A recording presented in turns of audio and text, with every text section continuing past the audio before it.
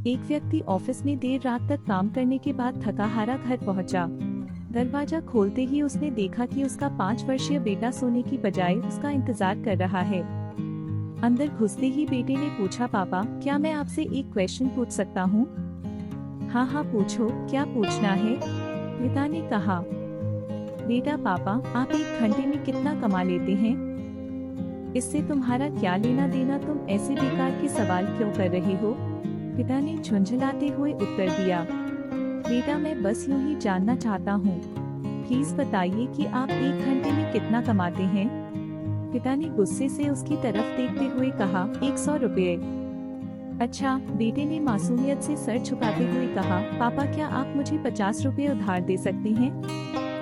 इतना सुनते ही वह व्यक्ति आग बबूला हो उठा, तो तुम इसीलिए ये फालतू का सवाल कर रहे थे ताकि मुझसे पैसे लेकर तुम कोई बेकार का खिलौना या उटपटांग चीज खरीद सको।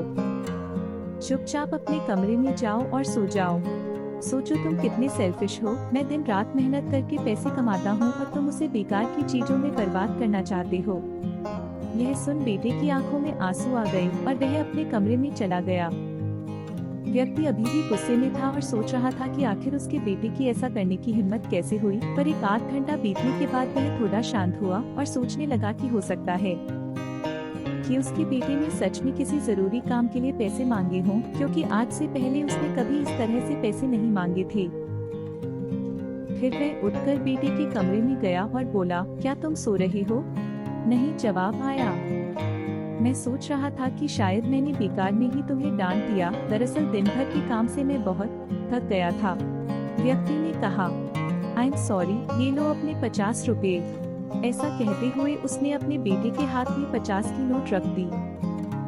थैंक यू पापा, बेटा खुशी से पैसे लेते हुए कहा और फिर वह तेजी से उठकर अपनी अलमारी की तरफ गया। वहाँ से उसने ढेर सारे सिक्के निकाले और धीरे धीरे उन्हें गिनने लगा। यह देख व्यक्ति फिर से क्रोधित होने लगा, जब तुम्हारे पास पहले से ही पैसे थे तो तुमने मुझसे और पैसे क्यों मांगे? क्योंकि मेरे पास पैसे कम थे, पर अब पूरे हैं, बेटे ने कहा। पापा अब मेरे पास 100 रुपए हैं, क्या मैं आपका 1 घंटा खरीद सकता हूँ? प्लीज आप ये पैसे ले लीजिए और कल घर जल्दी आ जाइए, मैं आपके साथ बैठकर खाना खाना चाहता हूँ।